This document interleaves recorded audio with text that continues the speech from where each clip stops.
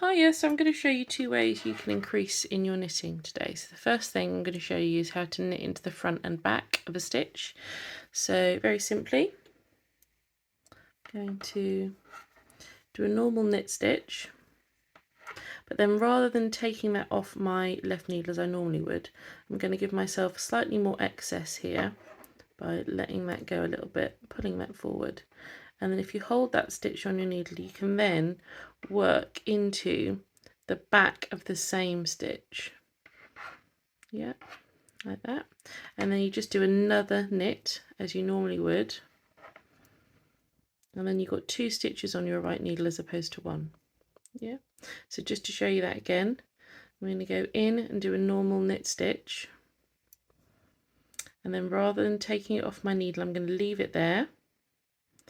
I'm going to flip this needle around and I'm going to work into the back of this stitch.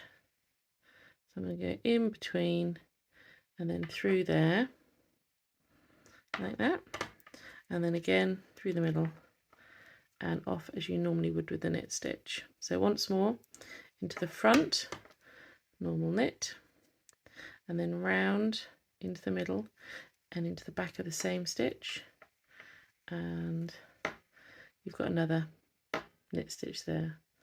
Helpful if I actually finish that one off. There we go. Then the other way you can increase is to make one.